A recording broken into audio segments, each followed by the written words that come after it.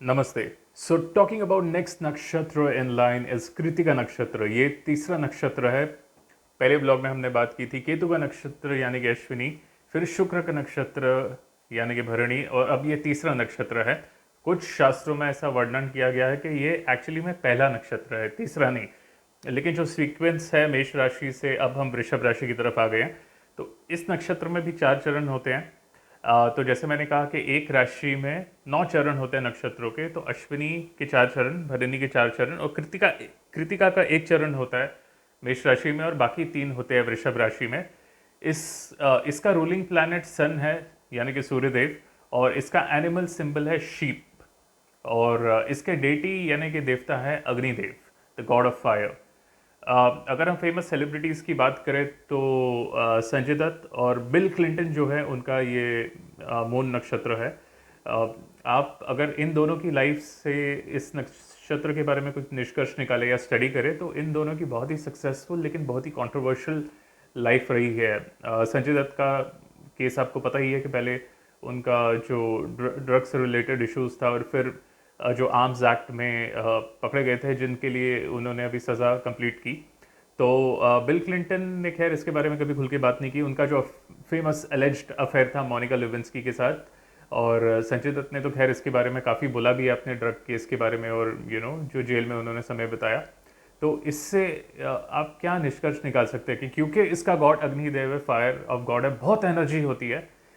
लेकिन ये I don't know, I have observe this about other people with moon in Kritika. अगर आपने किया है तो प्लीज़ कमेंट। अगर आप कृतिका नक्षत्र के हैं और आपकी लाइफ में अभी तक सक्सेस नहीं आया है, सिर्फ स्ट्रगल्स ही है, तो इससे आप अंदाज़ा लगा लीजिए इन दोनों के एग्जाम्पल से कि आपका सक्सेस अभी आने वाला है।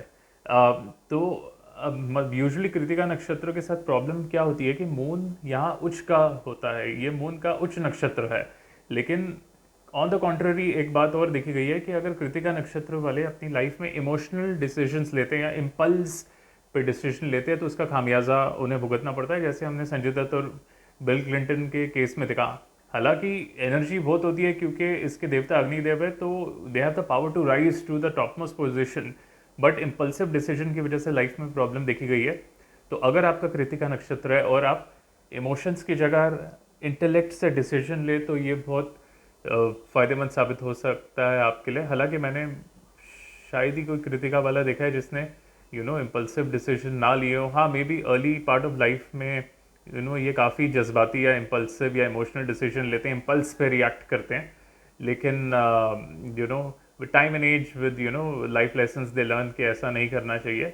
बिल क्लिंटन जो है उनका चंद्र इस नक्षत्र के पहले चरण में आता है यानी कि मेष राशि में, और संजय दत्त का चंद्र जो है इस नक्षत्र के दूसरे चरण में आता है यानी कि वृषभ राशि में। तो नक्षत्र एक ही है दोनों का, लेकिन राशियां अलग अलग हो जाती है।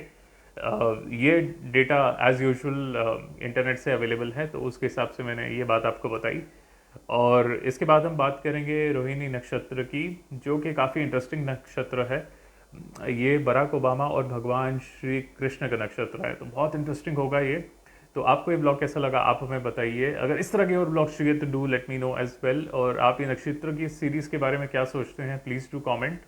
और मिलते हैं अगले ब्लॉग में, तब तक आगे लेता हूँ। नमस्ते।